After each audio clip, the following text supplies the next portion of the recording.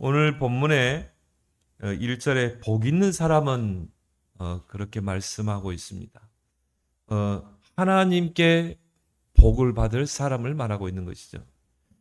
모든 사람은 다 복을 받기를 원하죠. 그래서 우리가 이름을 지을 때도 복자가 들어가는 그런 이름을 짓기도 하고, 또 우리 어릴 때도 보면 숟가락에 이런, 또 밥그릇에 이 복자가 이렇게 한자로 적혀 있어서 모든 것이 이 바람이 다 복을 받는 거 아니겠습니까? 내가 음식을 먹을 때에도 무슨 일을 할 때에도 항상 복 받기를 원하죠.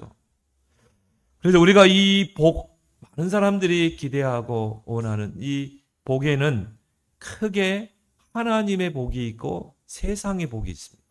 하나님이 주시는 복, 또 우리가 세상에서 받는 우리가 누리는 복, 또 영적인 복이 있고 또 육적인 복이 있어요. 근데 이 두 가지는 뭐 분리될 수 있는 게 아니라 여러분이 이런 하나님의 복을 받으면 세상의 복은 따라오는 줄 믿습니다. 근데 중요한 거는 뭐냐면 하나님께 복을 받은 자가 세상의 복을 받아야 돼요. 하나님께 복을 받은 사람이 물질의 복을 받아야 돼요. 건강의 복을 받아야 돼요. 자녀의 복을 받고. 그래서 하나님께 복을 받은 자가 세상의 복을 받아야 하나님을 위해서, 하나님의 나라를 위해서 쓰게 되는 것입니다. 다윗과 같이. 다윗은 하나님께 복을 받은 자예요. 왜? 하나님이 다윗을 부르서 귀한 언약을 줬잖아요. 너는 왕이 되면 성전을 회복해라. 언약궤를 회복하라. 그런 하나님의 복을 받은 자예요. 그래서 다윗은요, 정말 평생 동안 세상의 복을 많이 받은 사람. 역대상 29장에 보니까 다윗은 어마어마한 세상의 복을 받았어요. 그러면 그런 세상에 많은 사람들이 추구하는, 그잖아요. 돈, 부자가 되고, 또 권력을 쥐게 되고, 명예를 얻고, 다윗은 다 가졌거든요. 근데 중요한 거는 그 세상의 복을 가지고 하나님을 위해 썼거든요. 성전 짓는데 모든 걸 올인했잖아요. 하나님이 주신 거 가지고. 그래서 하나님께로부터 복을 받은 자가 세상의 복을 받아야 되는 것입니다. 그래서 이 복이라는 그 단어가 히브리어로 바라크입니다. 바라크란 그 말은 무릎을 꿇다 그런 뜻이 있어요. 그래서 이 한자로 복이라는 그 한자가요, 이 처음에 형성될 때, 형성될 때 그 글자를 보면 이 술단지를 바치는 그런 형상을 가지고 있는 게 바로 복이라는 그 한자입니다. 마치 신에게 그 술단지를 바치는. 그래서 우리가 이미 하나님께로부터 받은 복을 가지고 하나님께 드리는 것, 나 자신을 드리는 것, 이게 복의 개념이라 이 말. 그렇다면 이 복의 개념은 예배로 연결되는 것입니다. 그래서 우리는 예배를 보는 게 아니라 예배를 드리는 것입니다. 나 자신을 하나님께 드리고 무릎을 꿇고, 또 우리가 나의 찬양을 하나님께 드리고, 또 우리가 우리의 신앙 고백, 기도를 하나님께 드리고, 그게 예배예요. 이미 하나님께서 우리에게 주신 그 복을 감사하며 하나님께 드리는 것입니다. 그래서 예물을 드리는 것이고, 그렇죠? 하나님께 복을 받지 못한 자가 세상에 복을 받으면 어떻게 됩니까? 이게 저주가 됩니다. 그게 바로 누가복음 16장에 보면 그 부자 아닙니까? 이 사람은요, 하나님의 복을 받지 못한 자예요. 하나님의 복을 받은 사람은 쉽게 말해 어떤 사람입니까? 구원받은 자 아닙니까? 하나님을 만나는 거 아닙니까?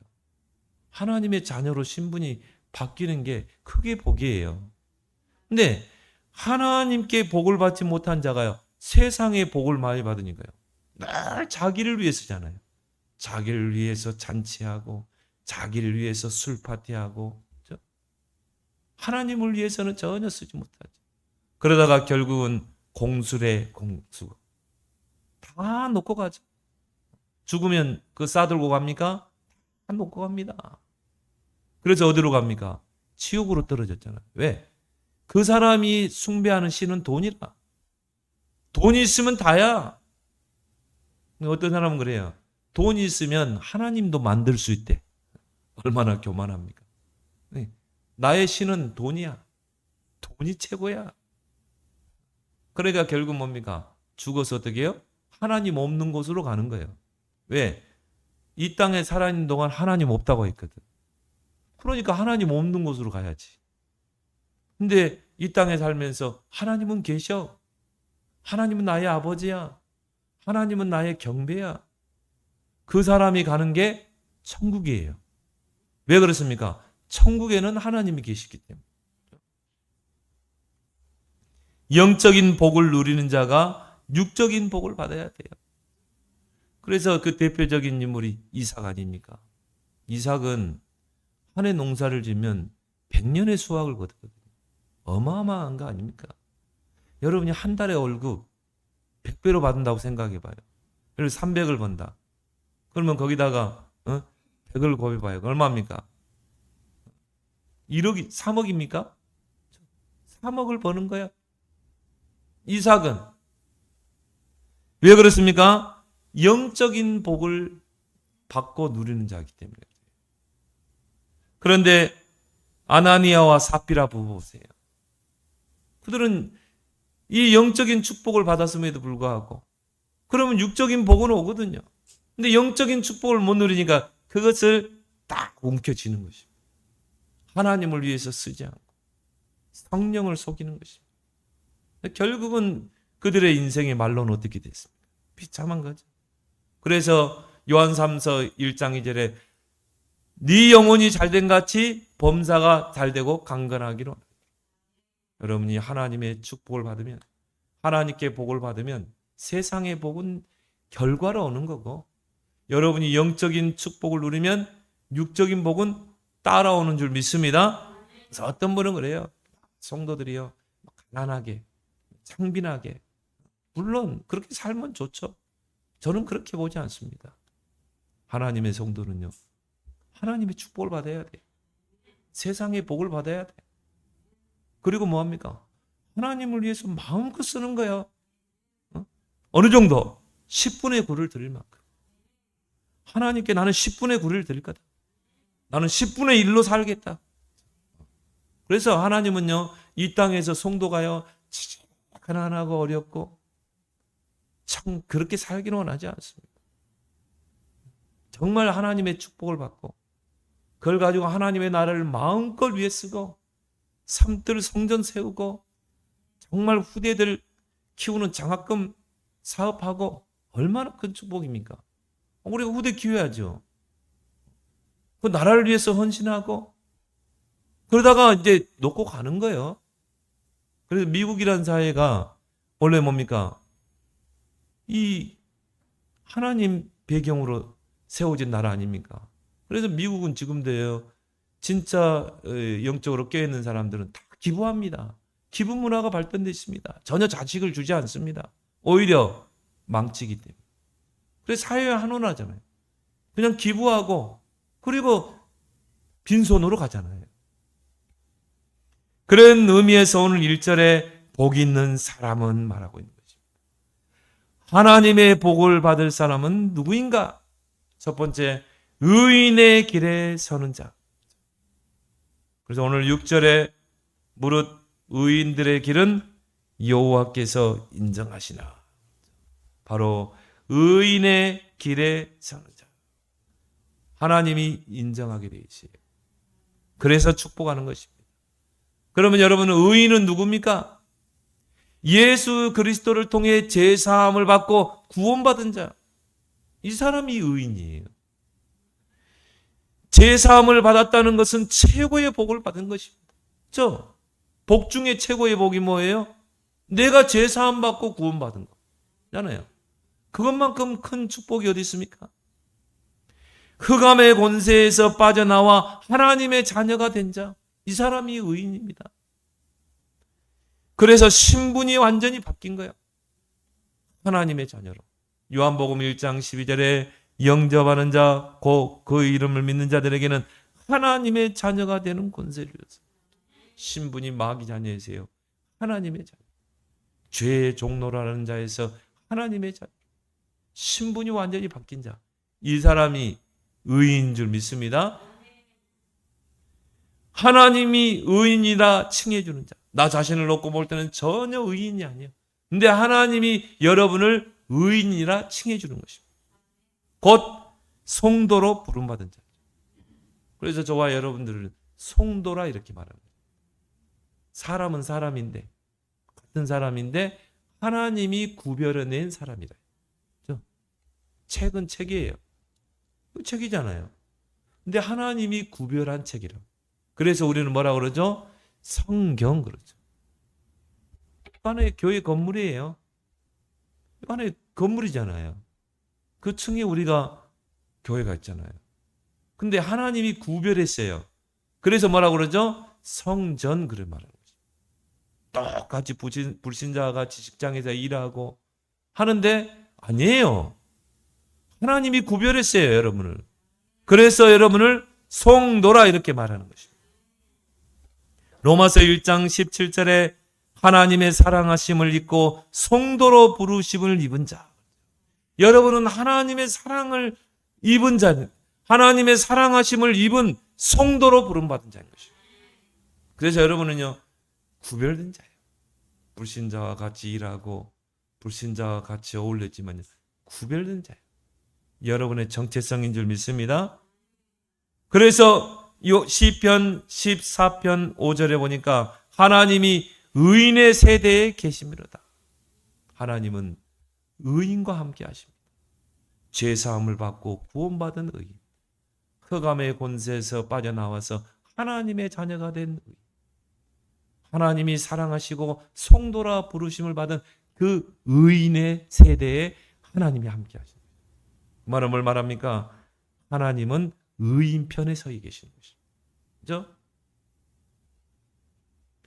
그래서 다윗은 시편 118편 6절 7절에 여호와는 내 편이시라. 왜? 여호와께서 의인 편에 계시기 때문에.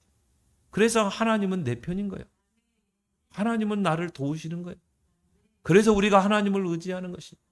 그래서 우리가 우리의 도움 되시는 하나님께 기도하는 것입니다. 왜? 하나님은 늘 의인과 함께 하시고 의인 편에 서 계시기 때문에. 잠언 24장 16절에 대저 의인은 7번 넘어질지라도 다시 일어나려니. 의인은 7번 아니 10번 넘어져도 괜찮아요. 주님이 일으켜 세우는 줄 믿습니다. 하나님이 의인 편에 계시기 때문에. 의로운 자와 함께하기 때문에. 갓난아기가 아장아장 걷다가 넘어지면 엄마가 그냥 보고 있습니까? 아니죠. 뛰어가서 이렇게 세우죠. 왜? 엄마니까. 그 갓난아기를 낳아주고 젖을 먹이는 엄마니까. 두 번째 넘어졌어. 그냥 둡니까? 또 가서 또 이렇게 세우죠. 7번 넘어져도 가도 엄마는 이렇게 세우게 돼요. 아니 10번째 넘어져도 엄마는 가서 이렇게 세우게 돼요. 여러분이 바로 하나님 볼 때 의인이라 이 말이에요. 그래서 의인 편에 계시는 그 하나님께서 우리가 7번 넘어져도 하나님은 우리를 이렇게 세우는 줄 믿습니다. 그래서 우리는 주만 바라보는 것입니다. 하나님께서 의인의 길을 인정하시는 거예요. 여러분 이번 한 주간에 그 의인의 길, 오늘 6절에 그랬잖아요. 의인들의 길은 여호와께서 인정한다고 했죠. 그리고 복을 주셔요. 그러면 그 의인들이 걸어가야 될 그 길이 뭔가를 한번 곰곰이 한번 생각해 보세요. 나는 왜 응답이 없는가? 의인의 길이 아닌 다른 길에 서 있기 때문에, 틀린 길에 서 있기 때문에. 악인들의 길, 오늘 나오잖아요. 죄인들의 길, 오만한 자들의 길, 그 길에 서 있기 때문에 응답이 없는 것입니다. 의인의 길에 서 있어야 됩니다. 잠언 16장 25절에 어떤 길은 사람이 보기에 바르나 필경은 사망의 길이니라. 여러분이 서 있다고 하는 그 길이 옳은 길로 보이죠. 근데 이게 사망의 길이에요. 망하는 길인 것입니다. 우리는 하나님께로부터 부름받은 성도예요. 의인인 것입니다. 그러면 우리는 의인 편에 서야 돼요. 의인의 길에 서야 되는 것입니다. 왜 유대인들이 망했습니까? 노예가 되고 포로가 되고 속국이 되고 유랑민이 되고. 하나님의 선민 아닙니까? 하나님은 아브라함을 먼저 불렀잖아요. 아브라함에게 복을 줬잖아요. 내가 너를 통해 너를 창대케 하고 복이 되게 하겠다. 그 아브라함을 통해서 한 민족이 나온 것입니다. 이게 이스라엘이요. 유대인이요. 그 선민이요. 하나님의 축복 속에 계획 속에 있는 이스라엘이 왜 철저하게 망해버렸냐 이 말이에요. 왜 그래요? 의인의 길에 서지 않았기 때문에. 복음 놓치고 율법을 중시했기 때문에. 전통, 제도, 의식. 그리고 완전히 바리새 사상이 되어버린 것입니다. 철저하게 망했잖아요. 의인의 길에 서지 않았기 때문에. 신부는 신자인데 삶은 불신자의 삶을 사는 그런 신자들 많습니다.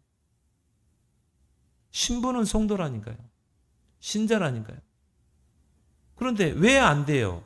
왜 응답이 안 되냐 이 말이에요. 오늘 형통이라는 단어가 나왔잖아요. 형통하리로다. 근데 왜 안 되냐 이 말이죠.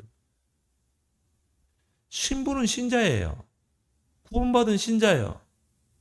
그런데 삶은 불신자의 삶이라. 늘 불신앙하고 인본주의 쓰고 하나님의 생각보다 내 생각을 앞세우고 내 고집을 앞세우고. 그래서 하나님이 창세기 12장에 아브라함을 부르잖아요. 너는 본토 친척 아비 집을 떠나 내가 네게 지시할 땅. 얼마나 큰 은혜입니까? 하나님이 아브라함을 불러 세운 것입니다. 그리고 내게 지시할 땅으로 가라. 내가 너를 창대케 하겠다. 너는 복의 근원이 될지라. 어마어마한 축복을 주세요. 네 눈으로 저 하늘의 별을 바라봐라. 네가 그걸 셀 수 있느냐? 내가 네 후손을 이렇게 많게 하겠다.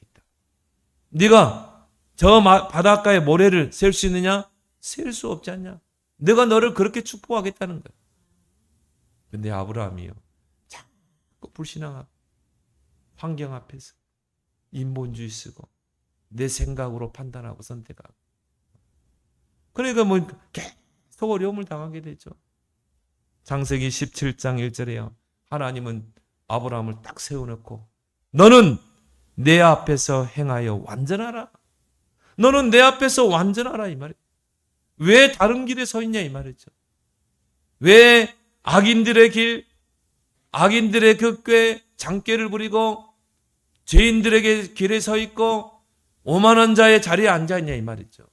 너는 의인의 길에 서야 되는데 그러면 네 길을 형통하게 할 텐데 너는 내 앞에서 행하여 완전하라. 여러분, 의인의 길은 어떤 길입니까? 언약의 흐름을 따라가는 길입니다. 하나님께서 아브라함을 부르시고 너는 본토 친척 아비 집을 떠나 내가 네게 지시할 땅으로 가라. 내가 너로 큰 민족을 이루고 내게 복을 주어 내 이름을 창대하게 하려니 너는 복이 되리라. 복을 두 번 이야기했죠. 너는 떠나서 지시할 땅으로 가라. 뭔 말합니까? 언약의 흐름을 따라가라는 것이. 그러면 내가 너에게 복을 줄 거야. 너를 창대하게 할 거야. 너는 복이 될 거야. 원어에 보니까 너는 복덩이가 될 거야. 우리 어릴 때 자녀들 보고 야, 이 복덩이 그러잖아요. 너는 복덩이가 될 거야. 이 언약의 흐름만 딱 따라가면 돼요. 지금 언약의 흐름이 뭔가만 잘 보고 따라가면 되는 것입니다. 이스라엘이 왜 실패했어요? 그 언약의 흐름을 따라가지 않은 거예요. 이방인의 흐름을 따라간 것입니다. 철저하게 실패했잖아요. 하나님의 영원한 언약의 흐름이 뭡니까? 그리스도 아닙니까? 이게 성경의 흐름입니다. 아담이 범죄했을 때 처음부터 언약을 줬잖아요. 여자의 후손이 뱀의 머리를 상하게 할 거다. 장차 여자의 후손이 이 땅에 와서 구원자가 사람의 몸을 입고 이 땅에 와서 뱀의 머리 사단의 권세를 깨뜨리고 우리를 구원해낼 것이다. 언약의 흐름. 이스라엘 백성이 이건 놓쳐서 노예가 됐잖아요. 그때 하나님이 모세를 통해 이스라엘 백성에 주신 언약이 뭡니까? 피 언약. 어제 전도자도 그런 이야기했더라. 정말 사단이 얼마나 교만한지. 성경 번역을 딱 바꿔가지고 분명히 성경은 피제사라고 그랬거든요. 또 싹 빼버렸어요. 우리가 제사 드리러 간다. 그리고 뭡니까? 창세기 3장 15절 여자의 후손이 뱀의 머리를. 근데 지금 개정성경 성경 바꾸려고 그랬죠. 뭐로 번역해놨어요? 여인의 후손. 자, 여인은 처녀도 될 수 있고 중년의 여인도 될 수 있고 늙은 여인도 될 수 있고 그게 여인이에요. 그죠? 두리뭉실하게 선명한 복음을 두리뭉실하게 만들어놨어요. 성경은 분명히 뭡니까? 여자의 후손이 뱀의 머리를 잡아요. 처녀인죠. 처녀가 잉태하여 아들을 낳는 거죠. 하나님이 처녀의 몸을 빌려서 이 땅에 구원자로 오실 것이라. 그분이 십자가에서 사탄의 권세를 깨뜨리고 우리를 구원해내겠다는 것입니다. 이 언약의 흐름을 잘 따라가는 자. 또 이거 놓치니까 포로됐잖아요. 이때 하나님이 이사야를 통해 주신 말씀이 뭡니까? 처녀가 잉태하여 아들을 낳을 것이요. 그 이름을 임마누엘 하니. 임마누엘 하니. 또 놓쳤어요. 그때 베드로를 통해 고백된 게 뭡니까? 주는 그리스도시요 살아계신 하나님의 아들이십니다. 주는 사탄의 권세를 깨뜨린 왕, 우리를 모든 죄와 사망의 법에서 해방시킬 제사장, 하나님을 알 수 있는 길, 하나님 만나는 길 선지자, 그 그리스도시요 지금도 살아계시는 하나님의 아들이십니다. 그때 예수님이요 바요나 시몬아 네가 복이도다. 누가 복이세요? 언약의 흐름을 놓치지 않고 따라가는 자. 예수가 그리스도이심을 알고 고백하는 자. 바요나 시몬아 네가 복이다. 정말 이 언약의 흐름을 놓치지 않고 이 그리스도를 붙잡는 여러분이 바로 복 있는 자인 줄 믿습니다. 바요나 시몬아 네가 복이다. 거기다 여러분의 이름을 딱 붙여봐요. 바요나 시몬아 네가 복이 있도다. 그러면서 예수님이 세 가지 대표적인 축복을 주나요? 너를 통해 교회를 세울 거다. 여러분이 바로 교회를 세우는 자인 줄 믿습니다. 진짜 산들 성전 기도해 보세요. 주신 축복 아닙니까? 음부의 권세가 너를 해치 못할 것이다. 천국 열쇠를 너에게 맡기겠다. 그래서 천국 열쇠는요 다 열 수 있어요. 왜? 하나님이 지어주신 것이기 때문에. 그죠? 그게 기도예요. 이게 예수 그리스도 이름으로 기도에 있어 응답 풀리지 않는 문제가 하나도 없어요. 이 세 가지 대표적인 축복을 주신 것입니다. 누구에게? 언약의 흐름을 따라가는 자. 하나님의 영원한 흐름을 놓치지 않는 자. 그러면서 예수님 뭐라고 그랬어요? 너희는 먼저 그의 나라와 그의 의를 구하라. 모든 것을 너에게 더하시리라. 여러분이 전도, 선교, 렘넌트 언약을 붙잡고 기도해 보세요. 특히 이번 주간에 세계 리더스룸, 세계 다음 주는 또 세계 렘넌트 대회가 있습니다.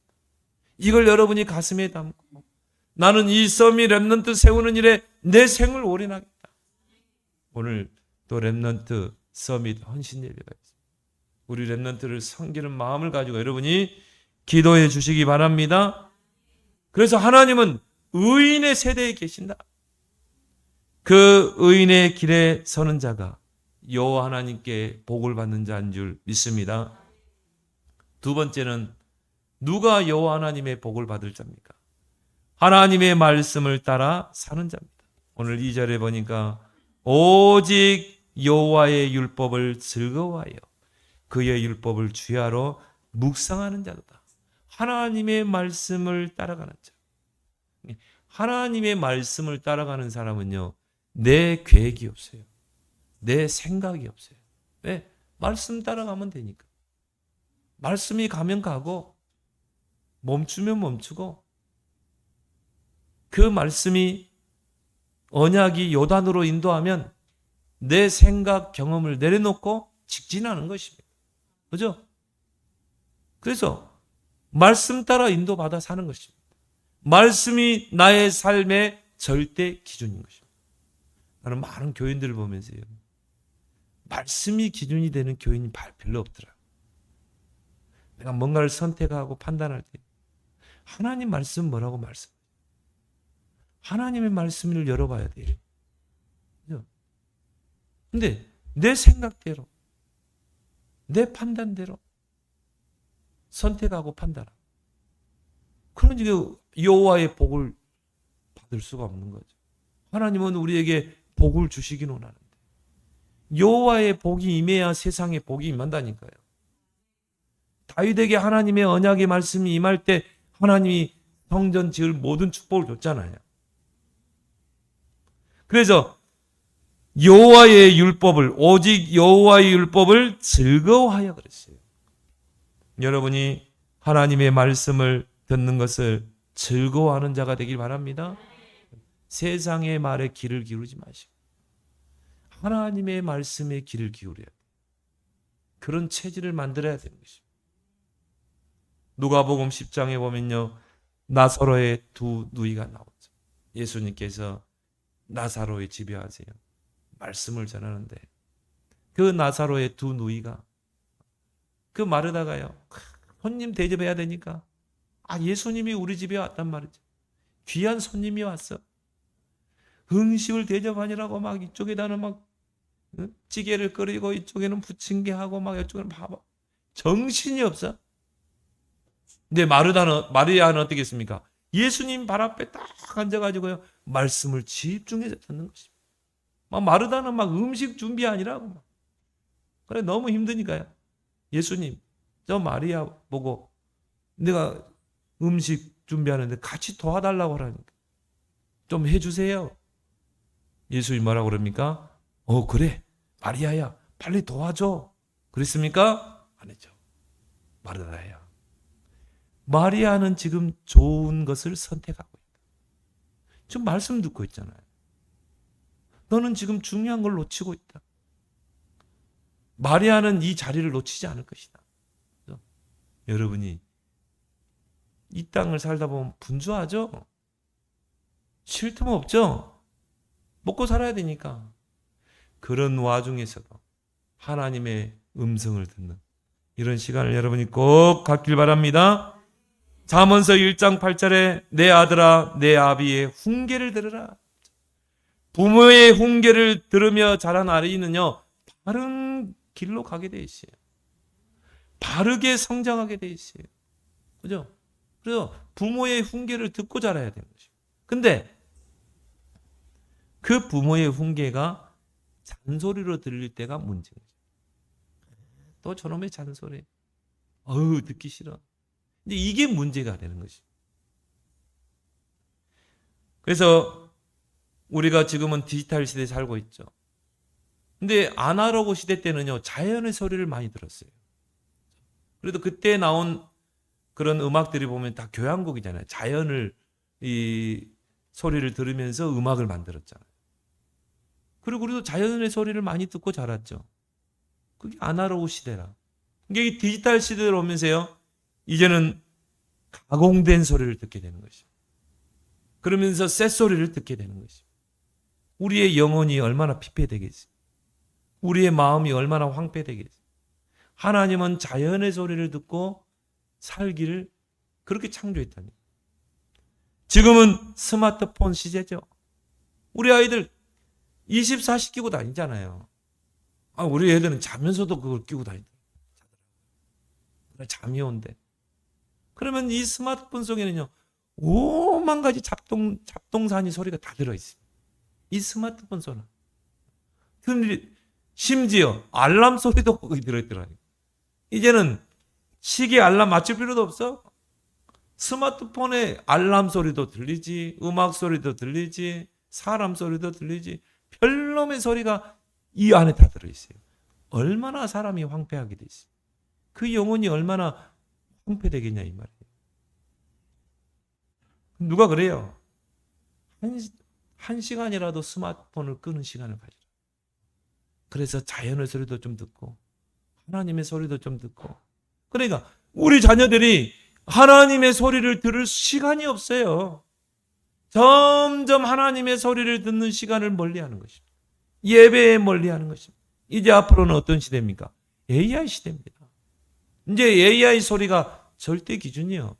하나님의 음성이 절대 기준이 아니에요. AI가 너 이렇게 그러면 그게 맞는 거예요. 그게 절대가 되는 거예요. 그럼 어떻게 돼요? 우리 아이들이 점점 하나님의 소리를요 듣기 싫어. 잔소리를 듣는 것입니다. 어떻게 되겠어요? 그 심령이 황폐하게 되는 거예요. 그 마음이 황폐하게 되는 거예요. 그래서 디모데후서 3장 1절에 말세에는 고통의 때가 오는 것입니다. 이제 자기 중심이죠. 자기를 사랑하고 돈을 사랑하고 쾌락을 사랑하고 하나님을 그 마음에 두기를 싫어하고 세상이 점점 그렇게 간다니까요. 부모의 잔소리를 듣기 싫어하면 애들이 삐뚤어지잖아요. 하나님의 소리가 귀찮아. 그럼 어떻게 돼요? 우리 아이들의 영혼이 황폐되는 것입니다. 우리 렘넌트들이 오늘 주일날 교회에 와서 예배드린다. 얼마나 큰 축복입니까, 여러분? 유대인은 후대 한 명을 키우기 위해서 국가의 모든 역량을 총동원시킵니다. 한 명 썸이 키우기 위해서. 그래서 세 가지를 집중 교육합니다. 토라. 유대인의 성경은 토라예요. 창세기, 출애굽기, 레위기, 민수기, 신명기 5개가 유대인의 성경이에요. 그 다음 탈무드, 유대인의 지혜서라고 그러죠. 그거를 말귀를 알아들을 때부터 들려주는 것입니다.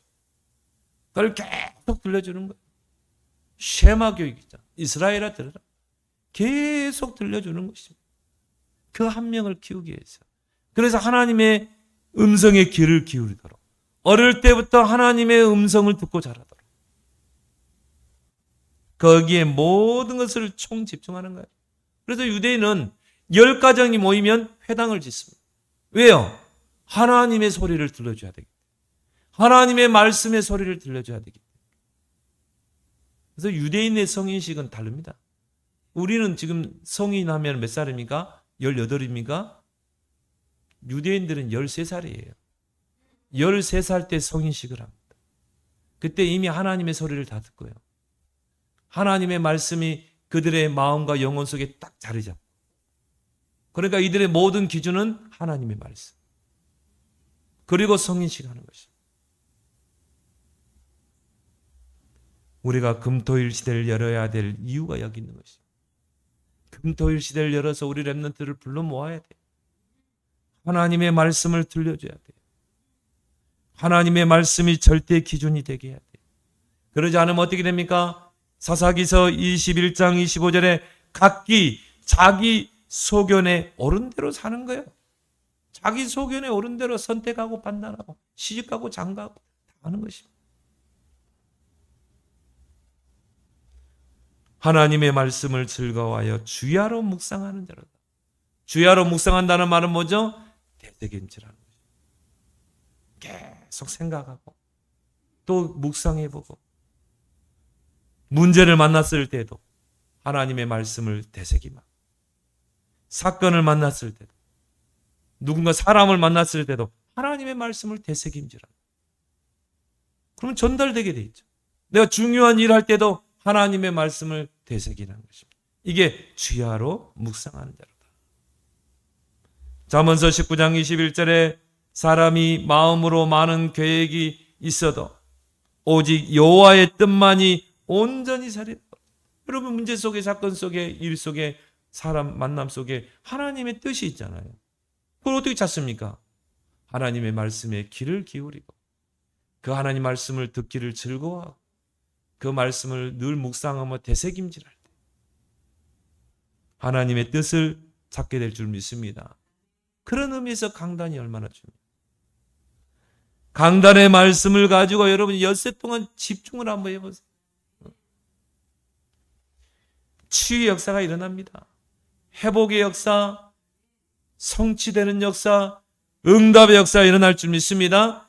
에스겔 골짜기에 마른 뼈들이 다 살아나게 돼 있어요. 모든 죽은 현장이요. 이 성전에서 흘러나가는 물 때문에 다 살아나는 것입니다. 여러분의 모든 삶이 축복받을 수밖에 없죠. 그래서 여러분이 강단의 말씀에 길들여지길 바랍니다. 왜 그래요? 교회를 세우는 분은 하나님이죠. 주의 종을 기름 부어 세운 분은 하나님이에요. 주의 종에게 말씀을 주시고 강단에 세운 분도 하나님이에요. 그래서 주의 종은요, 말씀의 대리자입니다. 그래서 하나님의 사자라고 그러죠. 강단을 통해 하나님이 나에게 말씀을 준다니. 그 소리를 들을 수 있어야 돼요. 목사님의 소리가 잔소리다. 우리 아이들이 부모의 훈계가 잔소리를 들으면 어떻게 돼요? 틀린 길로 간다니까요.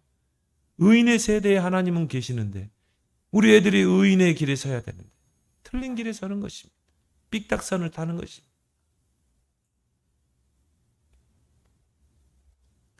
어떻게 이삭이 시대적인 축복을 받았을까? 창세기 26장에 보니까요, 모든 축복이라는 용어는 다 있더라고요. 이삭이 한 해 농사를 지으면 100배의 축복을 받고 셈 근원의 축복을 받고, 팔레스타인 지역에서는요, 이 셈에 물이 나온다. 굉장히 기적과 같은 것입니다. 물이 없어요. 척박한 땅입니다. 이삭은 기도하고 땅을 파면 물이 생수가 솟아난 거예요. 셈 근원에 근원을 볼 수 있는 눈이 열렸다니. 모든 일에 창대케 되고 거부가 되고 노복이 심이 많고 종들이 많았다 이 말. 왜? 그만큼 일거리가 많아지니까. 노복이 심이 많고, 그리고 르호복 경제 축복. 하나님이 지경을 넓히는 것. 계속 사업이 넓혀지는 것입니다. 저는 한번 생각해 봤어요. 이삭이 어떻게 이런 축복을 받을 수 있는가? 아니, 어떻게 100년의 수확을 거둘 수 있었는가? 어떻게 이렇게 거부가 될 수 있었는가? 몇 가지를 찾아냈어요.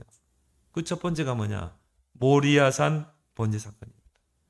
이삭은 이 모리아산 번제 사건을 통해 그리스도가 확실하게 각인된 거예요. 그리스도가 여러분에게 각인되면요, 끝납니다. 내 인생의, 우리 인생의 모든 문제 해답 그리스도. 나는 그리스도로 모든 문제를 풀어가겠다. 이 땅에 왜 재앙이 옵니까? 왜 저주가 옵니까? 그리스도 몰라가지고. 그리스도의 삼중직을 몰라서. 그 그리스도가 예수라는 사실을 몰라서. 모리아산 번제 사건을 통해서 확실하게 각인된 거예요. 그래, 축복받을 수밖에 없구나.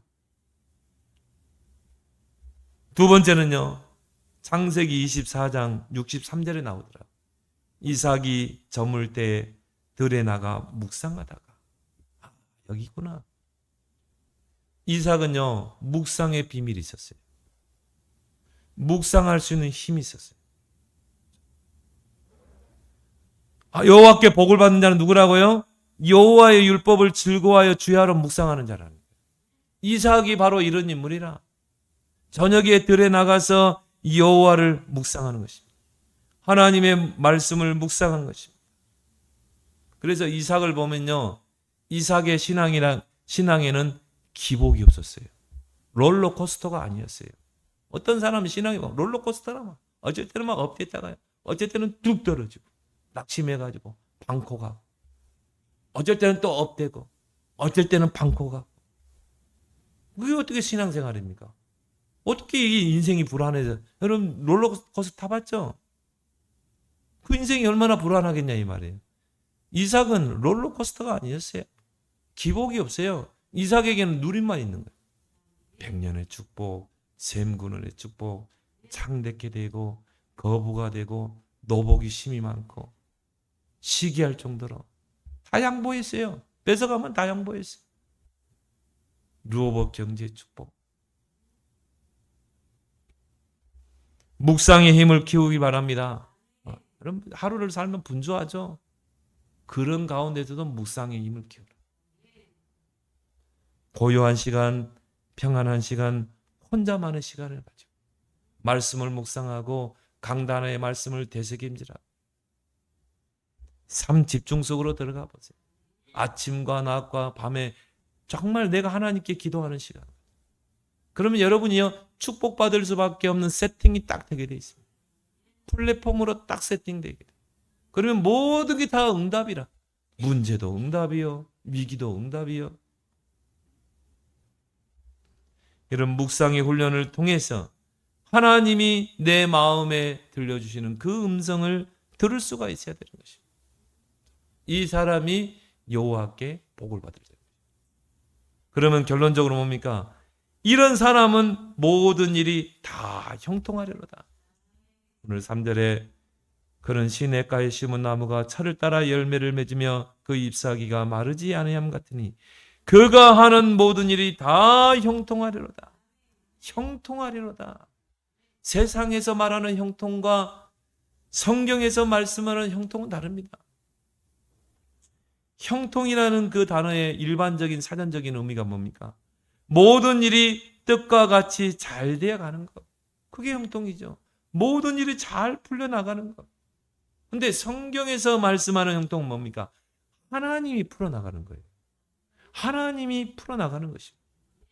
때로는 문제가 오고 위기를 만나고 그런 어려운 환경 속에 처해 있는데 하나님이 그걸 풀어나가는 것입니다. 이게 성경에서 말하는 그런 형통인 것입니다. 성경의 요셉이 그런 인물이에요. 형들에 의해서 노예로 팔려갔어요. 보디발의 집에 노예로 갔어요. 억울한 누명을 쓰고 감옥에 갇혔어요. 문제죠. 사건이죠. 위기죠. 그런데 하나님이 풀어나가잖아요. 창세기 39장 2절에 여호와께서 요셉과 함께 하심으로 그가 형통한 자가 돼요. 하나님이 그 문제 속에 그 위기 속에서 다 풀어나가는 것입니다. 왜? 하나님은 의인의 세대에 계시기 때문에. 하나님이 모든 것을 풀어나가시면 세 가지 결과가 옵니다. 오늘 3절에 보니까 시냇가에 심은 나무가 철을 따라 열매를 맺죠. 철을 따라 열매를 맺어요. 하는 일마다 하는 열매를 맺는 것입니다. 왜? 하나님께서 풀어나가시기 때문에. 그 잎사귀가 마르지 않는 것. 마르지 않습니다. 하나님이 계속 지경을 넓히십니다. 하나님이 계속 축복을 쏟아붓는 것입니다. 그가 하는 모든 일이 다 형통하리라. 왜? 하나님이 풀어나가기. 이런 축복의 증인되기를 예수 그리스도는 축원합니다. 하나님 은혜를 고맙고 감사합니다. 오늘 요 하나님께 복받을 사람에 대해서 말씀을 상고케 하심을 감사합니다. 우리는 다른 길이 아닌 의인의 길에 서게 하여 주옵소서. 하나님의 말씀을 즐거워하여 하나님의 말씀을 듣기를 즐거워하며 하나님의 말씀을 주야로 묵상하는 되새김질을 통해 거기에서 하나님의 뜻을 찾고 인도받는 삶이 되고 그걸 통해서 이제 철을 따라 열매를 맺고 하늘 일마다 마르지 않으며 모든 한 일에 하나님이 풀어나가시는 형통한 축복을 받는 그런 증인들 다 되게 주옵소서. 예수님의 이름으로 기도합나이다. 아멘.